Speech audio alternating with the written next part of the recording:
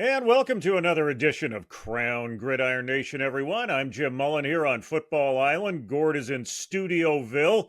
Gord, what do you got for us this week? Rabble. Turkey leftovers are calling my name. There's no time for small talk. Let's go to the Stateside 5. Let's check the race for the John Cornish Trophy presented by Crown Produce. In at 5, New Hampshire's Joey Corcoran. Back into the mix, the Quebec native, 5 receptions, 62 yards, leading receivers on the day, and had 74 all-purpose in a 17-10 win over Elon. North Texas's Jalen Smith in on the 5 for the first time in a few weeks, 8 tackles, 3 solos, 1.5 TFLs, and a pass breakup in the Mean Greens win over Florida Atlantic that pushes North Texas to 4-1. Brian Bulldog Fabrice Mukendi back into the mix again. 9 carries, 94 yards, added 40 yards receiving for 134 yards all-purpose in a 1-score loss to Albany. Every time this kid plays, he finds his way into the Stateside 5. It's Rutgers' Daryl Jabome, the linebacker from Montreal South Shore. 12 tackles, 5 solos, part of a TFL. Unfortunately, it was in a loss to Wisconsin.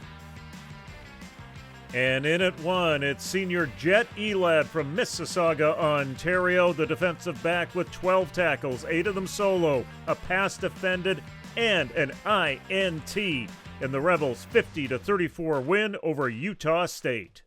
Okay, one name that you did not see in the Stateside 5 was Alec Awe Manor. Now, we remember him, of course, from last year breaking out onto the scene after a key injury on that Stanford offense. He went for nearly 300 yards in one half against Colorado, and Stanford really rode that wave with him throughout the year. Now teams know what to expect, and they're keen in on him. First of all, Gord, how does Stanford free him up to produce a little bit more? And does this have any effect on his future NFL draft status with these low numbers? Well, I think to answer the first part of the question, I think it's a real challenge for Stanford right now because they don't have another particularly threatening weapon on the offense at this point in time. And they aren't necessarily a great rushing attack either. And so that's the big challenge is that, even watching, I watched a chunk of that game on Saturday and the broadcast, the Notre Dame house broadcasters, as is the case of Notre Dame, but the broadcasters there are just kind of casually throwing out that, Iometer is one of the best receivers in the country.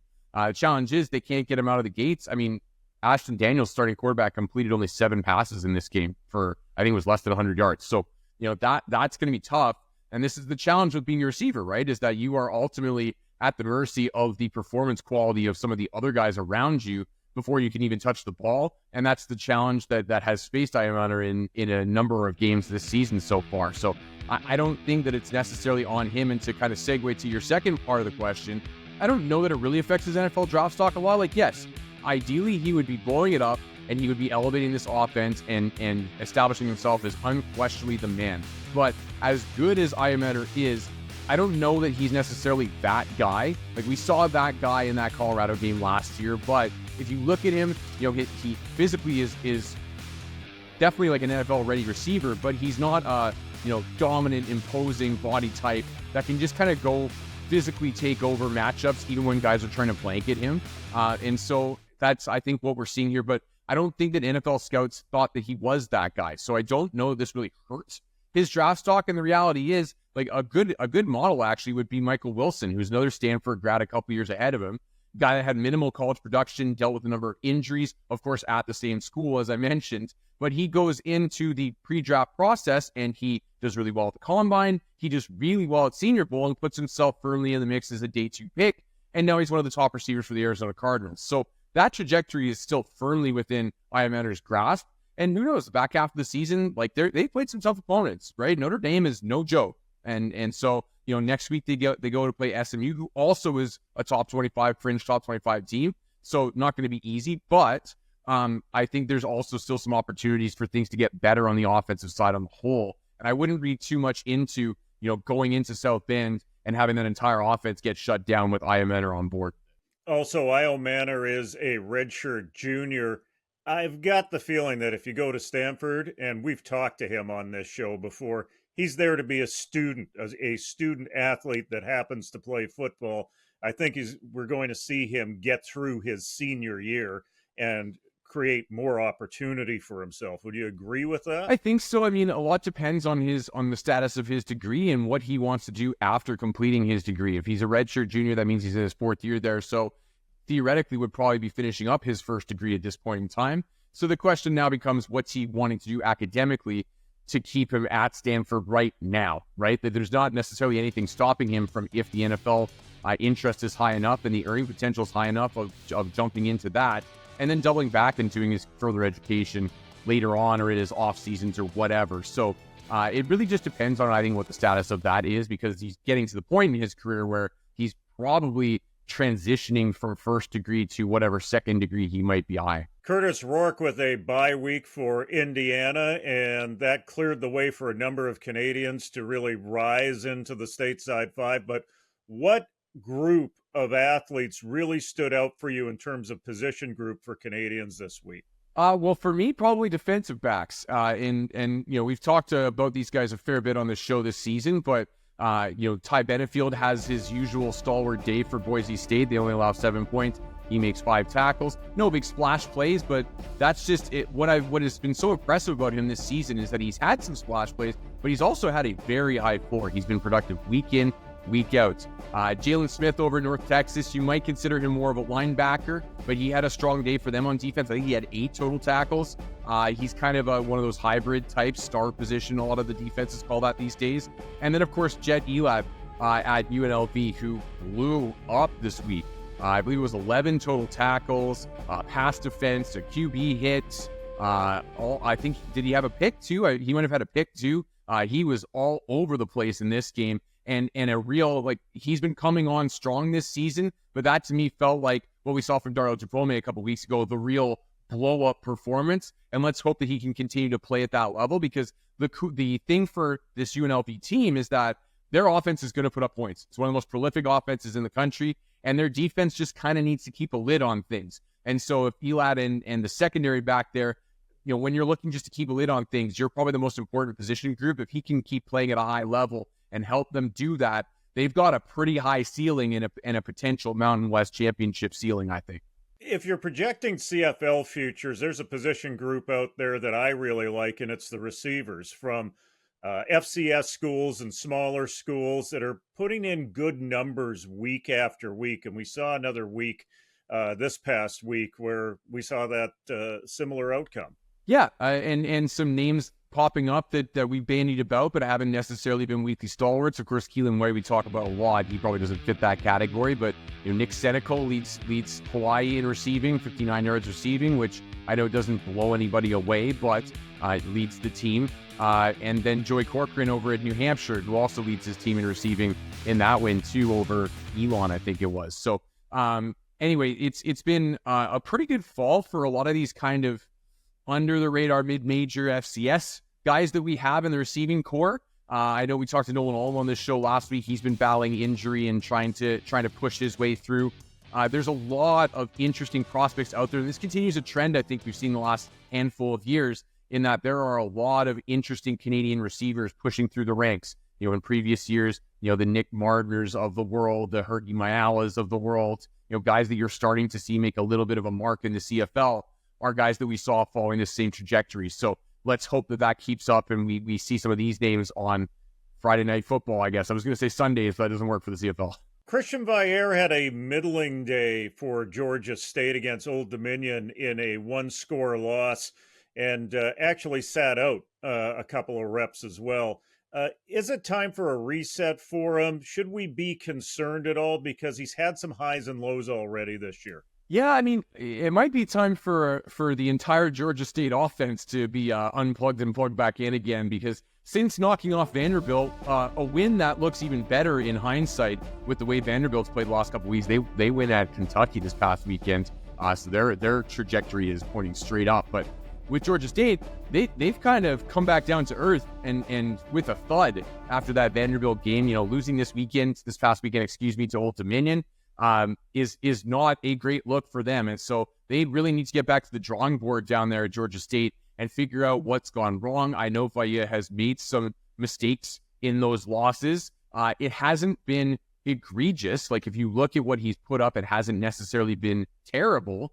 But the challenge is that it hasn't been great, and it definitely has not elevated his offense. You know, when you only put up 14 points in a Sun Belt game, like that's a really low score for that brand of ball in that conference. And so that's going to have to turn around for this team to be successful. And I hope that Valle is going to continue to get that chance to do so. But what was a promising first month or so to his season has all of a sudden hit the skids a little bit, and he's going to need to kind of regroup along with the rest of the squad.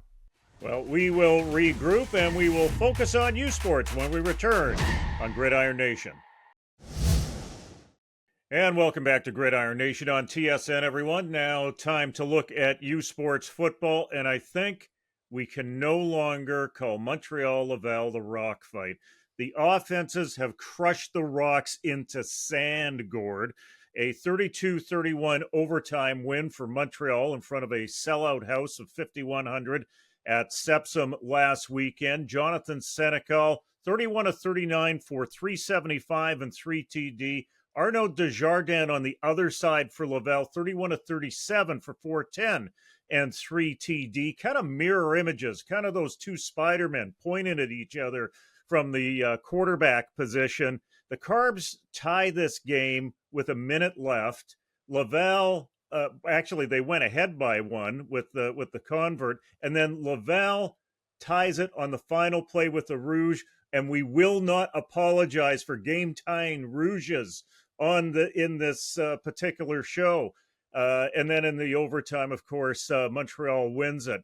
It's a thriller, and there's a lot of offense being produced. And why has it changed this year in comparison to other years? I don't know that it's been a sudden change. If you recall last year, the last regular season matchup between these two was also a bit of a shootout. And that's why I'm comfortable with the notion of retiring the rock fight moniker. It's ironic, actually, this past weekend was the first time I'd heard an American broadcaster describe a football game as a rock fight. So you've made it big time, Jim, but now it's time to move on. And I mean, with over 1,000 yards of offense between the two teams, like how do you not move on from that? This has definitely been a new generation of the rivalry. And, you know, I don't think that we should be that surprised that it has evolved, and it's no slight to the defenses on either side, but you know, let's think about some of the talent we have. We've talked about Arnaud Desjardins and how good he's been this season for Laval. You know, he's really blossomed this year in his second year as the full-time starter there. And then, of course, the reigning head Crichton winner Jonathan Senecal on the other side. We know all about him. And don't forget that he's also got CFL legend Anthony Calvillo at his back, a guy that knows a little bit about putting up points on the Canadian football field. So, you know, there's lots of brain power behind this. There's lots of athletic talent behind this that's pushing it forward, and it is great to see. I saw a few clips of that atmosphere at Sepsum in the tail end of this game. It looked incredible, and that is very good news for the Canadian brand when these two teams are not just competitive with each other, are not just interesting to each other, but are interesting nationwide, because it's great when you already know what's coming before they all of a sudden pop up in the Vanier Cup and throttle your favorite teams. So it's really good to see and a real positive turn for that RSEQ conference. Well, there's still some games left in the RSEQ, of course, and then there's some semifinals left. But, you know, we're penciling in both these teams into the Dunsmore Cup final. And it was important that was only a 1-point win for Montreal, and that Laval owns the tiebreak now. So this game going to Laval really sets the stage for an event that is something special, because the last time these two teams got together in Laval this year, they set a record for that stadium of 20,000 plus.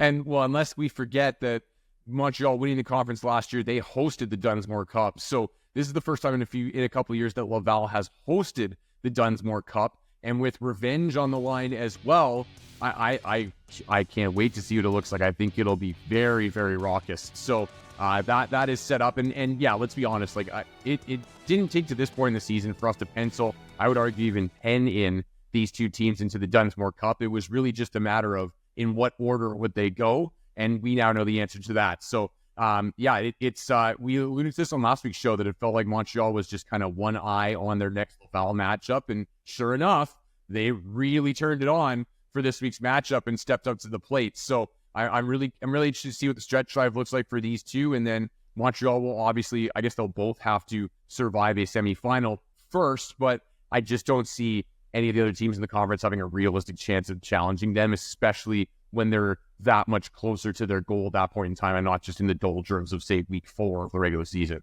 Laurier, 33-26 over Windsor, and the Golden Hawks clinch first place in the OUA. What does it mean for the OUA to have a team that dresses in purple that isn't named Western clinching the OUA? Yeah, that's right. First time since I believe it was 2005 that Laurier is the top team in the OUA. And it's really good to see in that, as I was growing up, I'm a high school graduate of 2007. So as I was growing up, like Laurier was right up there, in fact, above Western when I entered in the university ranks. It was Laurier and it was Ottawa that were the lead teams in the OUA in that generation. And Ottawa has not ever quite got back there since.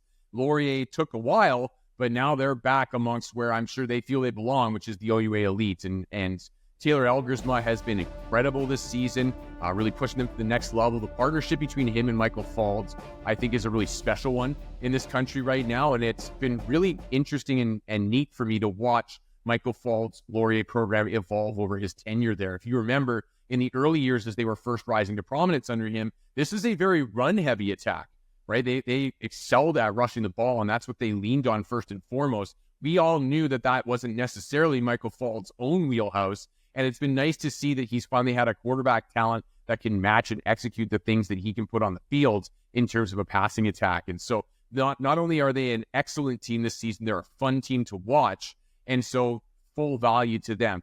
I don't think that there's a big gap between them and Western still. And frankly, Western's quarterback Evan Hillick has been excellent for most of the season as well.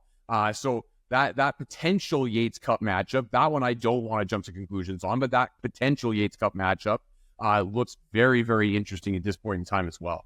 Western takes on Windsor in a game coming up. How important is it for Western to get that little bit of an extra push as they go into the playoffs with a team that can probably challenge them for 60 minutes?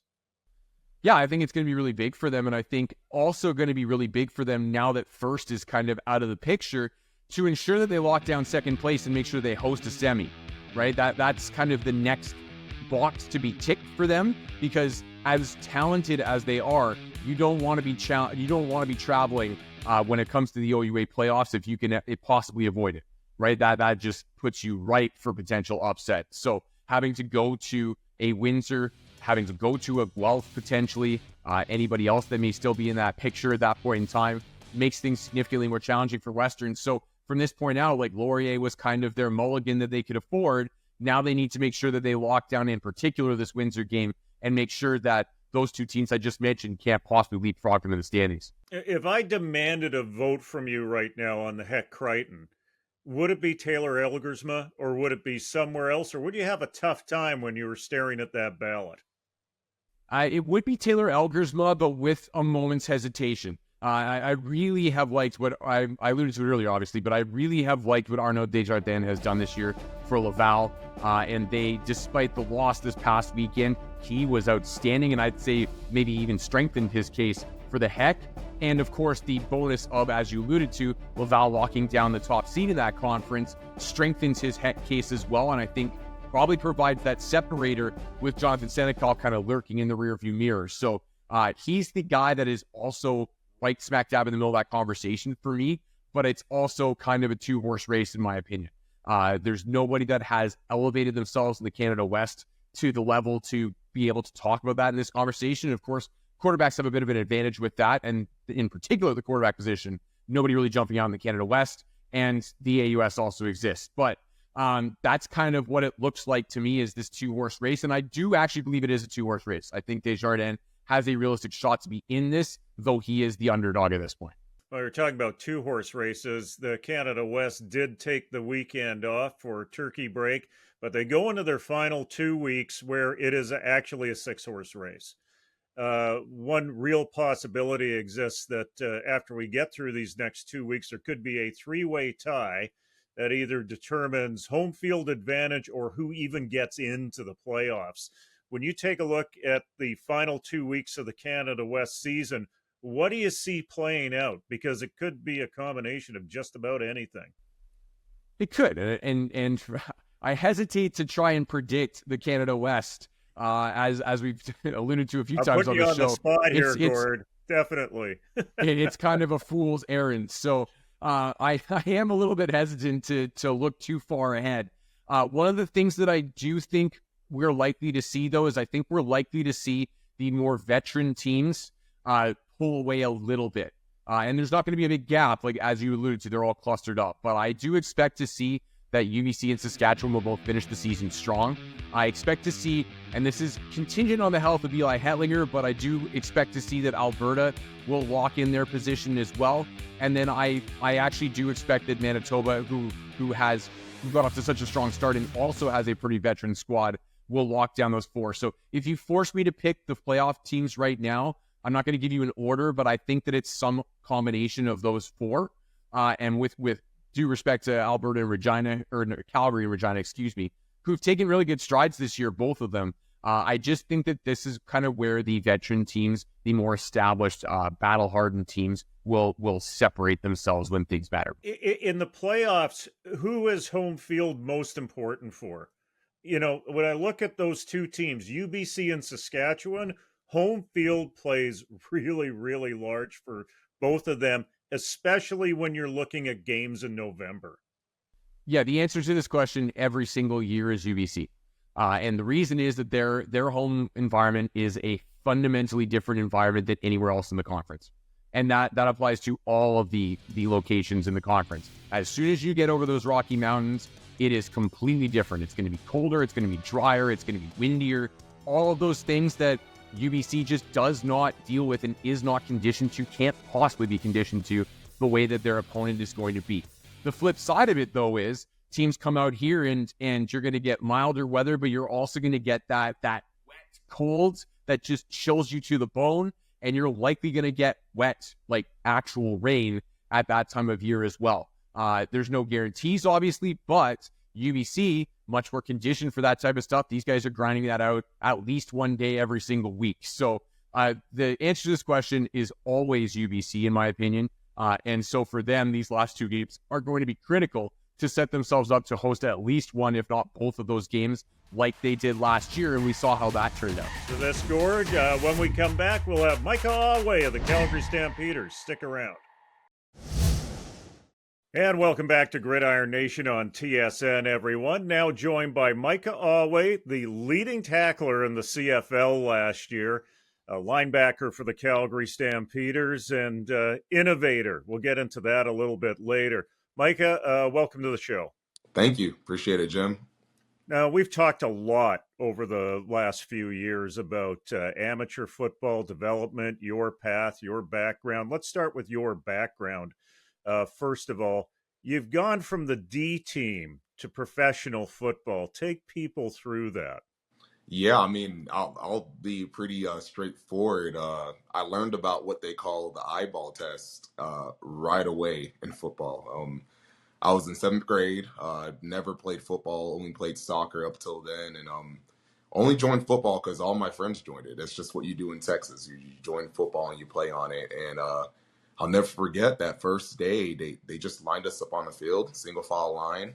We were at the 50-yard line, and there was a coach at the end of it, and he would just point this way or that way. And about halfway through, and I start realizing, the kids to the right kind of look good, look athletic, look like they can play football, and the kids to the left, not so much. And I was sure I was going to be the kid to the right. I was sure I got there, and he pointed right there to the left, and not even the C team, the D team.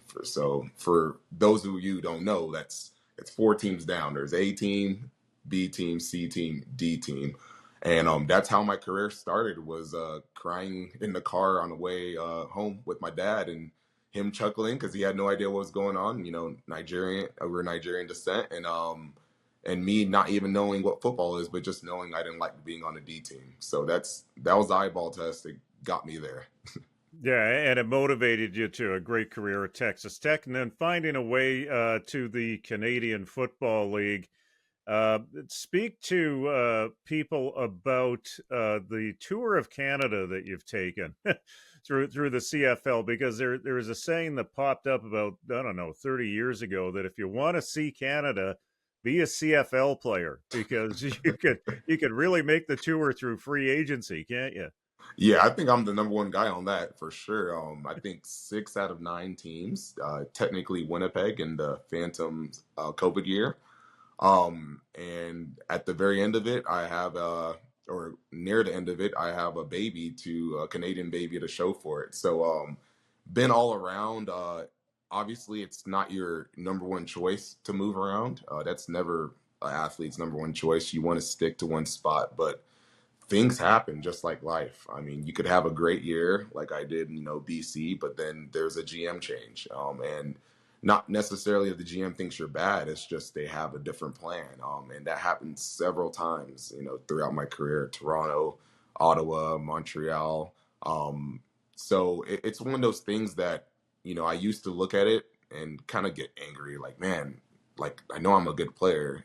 Why am I getting tossed around? And it was actually a video by Deion Sanders. He was speaking at this business event, and he had mentioned the same thing. He said, I'm a Hall of Fame player. I knew I was, yet here I was getting traded, and not in, the Cowboys, not just the Cowboys and Atlanta Falcons. And he said he saw it as a blessing. He said there's so many people he met on those different teams that now he has connections with all over the world. So I kind of took that video as like, maybe that's what's going on with me in my career. And there's life after football, but at the same time, if you weren't good, you wouldn't be on 6 different teams. You just be out of it. You have a Canadian-born child, and I think that's suitable for some of the discussion that we're going to go into, because you and I, over the years, have talked about Canadian talent, Canadian youth, Canadian opportunity, whether it exists or doesn't exist, for athletes to get to the next level coming out of this country. What have you seen through your tour through Canada in terms of the grassroots, in terms of fellow players reaching out, working with the grassroots, or even coaches and organizations working with grassroots? And what sort of potential is there? Oh, number one, talent is just as good. It's just as good. Yes, are there 50 D1 guys? No, but the D1 guys that are down here are just as good as the D1 guys that are in the South. That's just the period. That's just straight up period truth. There's 100 guys I can name right now that if they were born in Texas, they probably would have went to University of Texas. They probably would have went to Oklahoma State, Oklahoma to play football if they were just born in Texas. So that's how much talent there is up here at the grassroots levels. And it's one of those things that it's kind of like a shame that it's 2024 and people can't find what they need. And when I say people, I mean scouts and coaches. We went to the moon in 1969, so we found the moon. You'd be able to think we'd be able to find every single D1 athlete in Canada, but that's just not the case right now. But the talent is definitely there. Do you think that Canadian athletes need to leave the high school system up here early and go to an academy in the United States? I mean, I saw this past weekend in the NFL a good case study with two running backs. You had Chase Brown, you had Chuba Hubbard. Chuba Hubbard stayed up here and then found a way to Oklahoma State and led the NCAA in rushing. Chase Brown, winner of the Cornish Trophy, was the leading rusher in Power 5 conferences. He's playing on Sundays too, but decided to make the hop down to an academy out of London, Ontario, to Stateside. Does every Canadian athlete need to find that path now that Chase Brown took, or can they stay in Canada? Oh, absolutely. No, they don't need to go. It's one of those things that because of Chase Brown, because of Chuba Hubbard, because of many other Canadian athletes, there are colleges, big colleges, looking now in Canada, and not just high school but youth sports.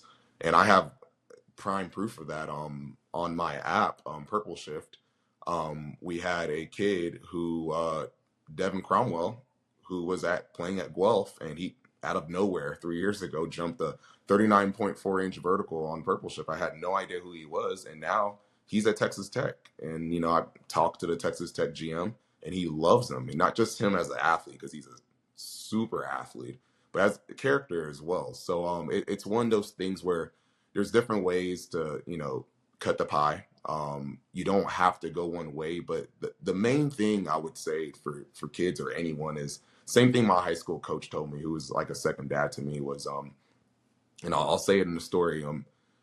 It was my senior year of spring football, which is what we have in Texas every spring. We have just basically just practice within inter squad practice.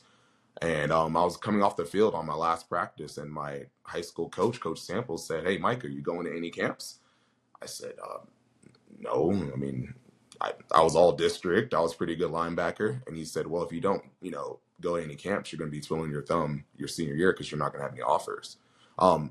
Main point being, you got to put yourself out there, whether it's YouTube, Instagram. You got to find a way to network yourself, because the old adage of if you're good, they'll find you. It's just way too hard right now. They might find you, but you got to do your best to put yourself out there. And I think that's the main thing I would tell the young kids in Canada. There are waves of putting yourself out there, though. I mean, I think if we go back about 7 years ago, there was the huddle video explosion where people could find highlights, and coaches and recruiters could find highlights through that. Social media was another component. And an item that you've worked on that's been, I'd say it's more than just a passion project. I think it's quite innovative, is Purpleshift.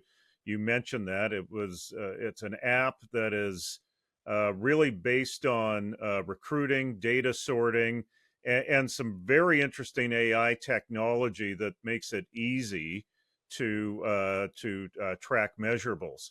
And one of the things that I've been very impressed by through your effort is that your initial focus was on Canadian athletes. Even though you're a guy from Texas that has come up to the CFL, you've seen the potential as really a beta market for what you do with your app to connect Canadian athletes with recruiting opportunities, should they be in Canada or the United States. Can you take people through what Purpleshift is? Yeah, I mean, Purpleshift is pretty simple. I mean, it connects athletes to coaches in a way that just hasn't been done yet. And it's pretty simple. I call it like almost like the Airbnb or VR or Zillow of football. So if, let's say, you're getting Airbnb and you're looking for a house somewhere in Texas, 3 bedrooms, 2 baths, and a pool. You go on the app, you put all your filters, you sort, and then you click search, and boom, here comes all the houses that fit your criteria. Well, that's what these college coaches are doing currently on a Purpleshift. They're putting in, hey, I want a O lineman that's at least 6'2", at least 260 pounds, that runs a 5 flat, and boom, they get an email list of all those athletes who fit those criteria, and then they're able to contact them right away. My main goal in this is, if you're good enough to be a D1 player, you should be playing D1. If you're good enough to be a NAIA or D3, you should be playing NAIA or D3. That's my whole point, is that it's objective, and coaches don't miss kids anymore. There's no more kids that lose out on opportunities because they don't have $5,000 to go to a camp in Texas, or they don't even have $50 to put to go across the street and go to a Guelph camp. This is it's supposed to be very straightforward, and it's for kids like me who, if I didn't go to that one camp in Texas, the Spark Combine camp, I would never been seen by Texas Tech, and I wouldn't be talking to any of y'all right now. So in terms of the app and in terms of athletes out there, how do they access it, and what does it give them in terms of a list of measurables? Yeah, so it's easy. You can just go to your app store and put in Purpleshift, all one word, or you can go to purpleshiftlive.com on your web browser. And as soon as you sign in, the thing that it gives you is it's almost like a LinkedIn for athletes. You're able to get your height, weight, 40, 20, 5'10", 5, any of those basic measurements verified by our system. So there's a couple different ways. And again, like the use for that is when you do your height and weight, you never know who's looking out there. We have several up to 50 colleges on the app now that have their criteria set up. So you never know if you're going to fit that criteria or not. So that's kind of what it does for the athletes. And then the second thing it does for the athletes is, hey, let's say right now you're a sophomore, you're about 6'1", 200-pound linebacker. You might not know it, just like in real life, but your criteria might be 210, and your 40-yard dash right now it's a 4.8, but they have it at 4.7. So in order to kind of being on those coaches, guess what you need to do? You got to get better.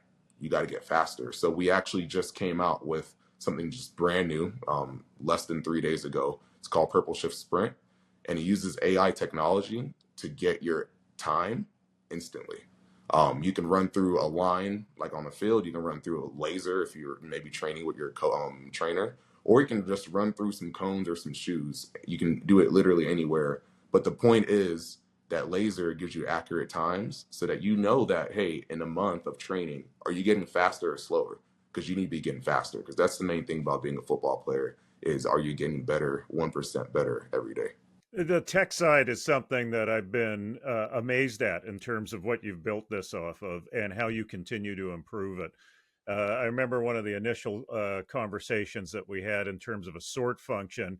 You based it off of a Pokemon Go code, right?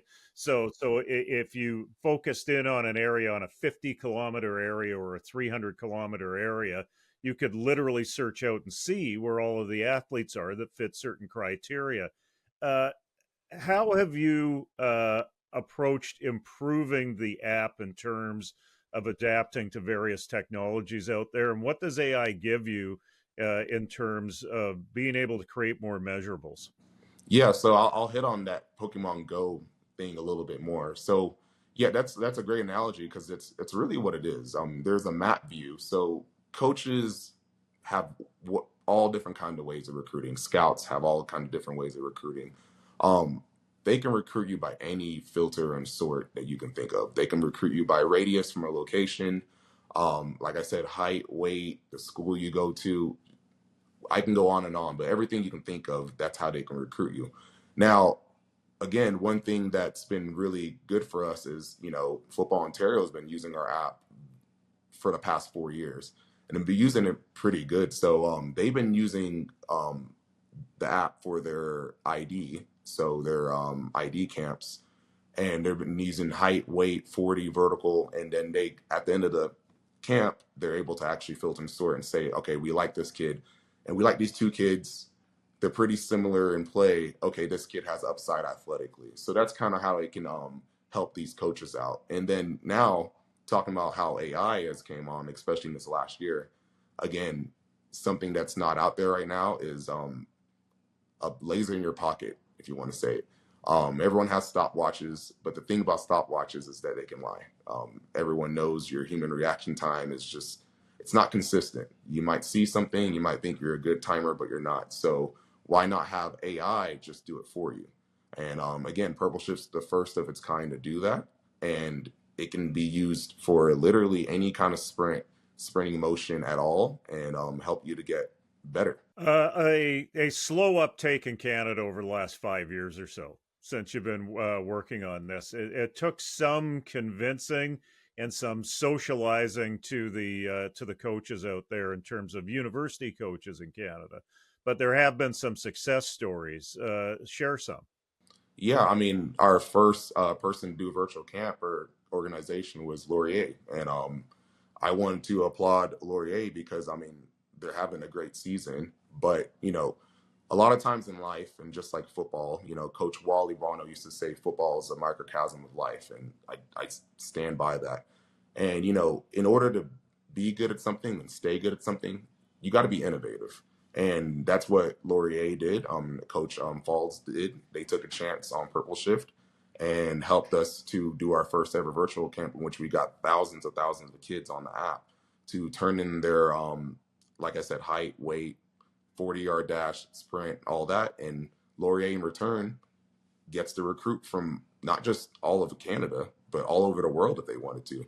So Laurier, Carleton, and Texas Tech as well, my alma mater, all joined in a virtual camp. And again, it's amazing the things that these organizations have done to trust Purpleshift, and we're just trying to give them back athletes that they can help them win their conference. What's next for you after the conclusion of this CFL season? Are you going to work on town number 7 in Canada, or are you committed Calgary Stampeder? No, I'm committed to Calgary. Again, it's we're not having the greatest season as a team, but again, if I'm going back to football, football is a microcosm of life, and sometimes life just looks like it's bleak, but all you can do is just do your 1/12 is what we say in the CFL. So I'm gonna do my 1/12 and do my best to convince them to maybe keep me on the roster. But it's one of those things that you can't worry about that, because the moment you start worrying about that, you start doing someone else's job instead of doing your job.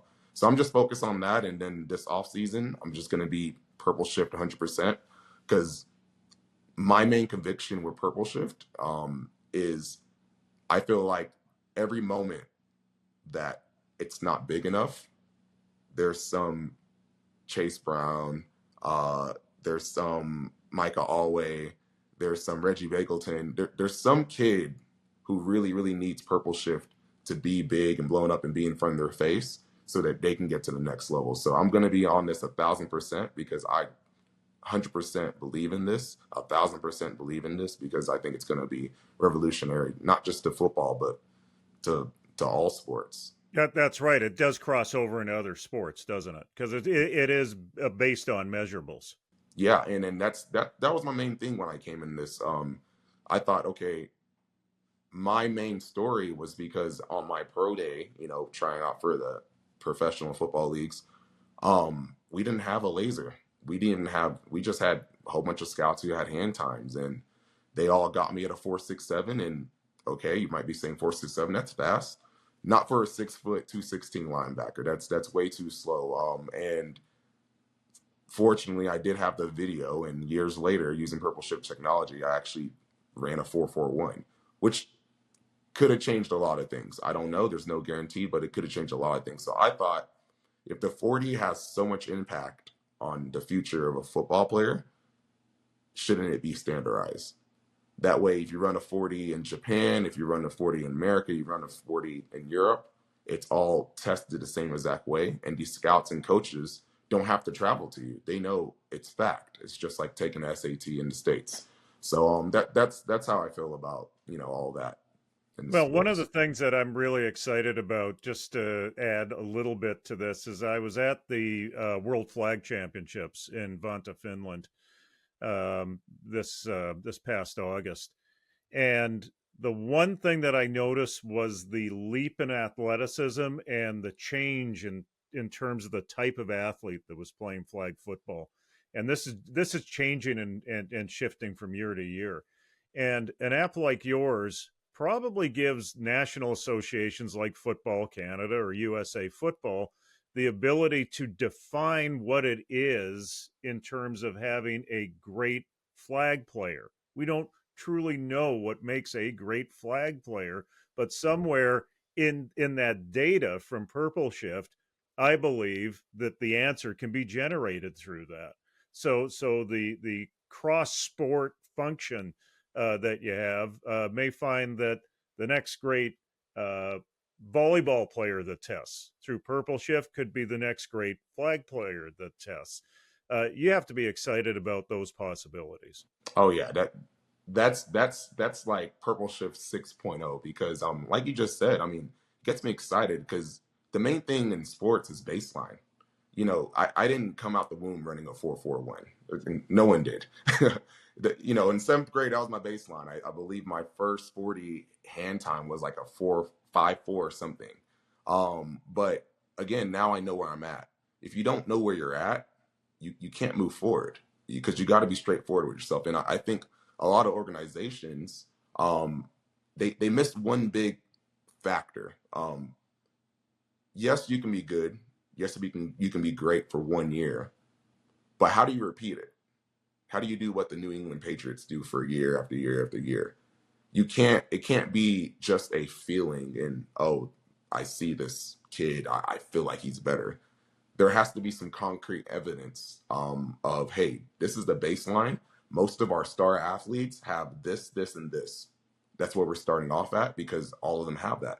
And I think that's what Purpleshift allows, people and decision makers to do consistently. It's not just to be good for 1 year, but to build a dynasty, because you have facts. You have facts. And, we have to get these flag football players tested, because, especially the best ones, because now we know, okay, the best ones, maybe a 40 is not that important. Maybe it's vertical.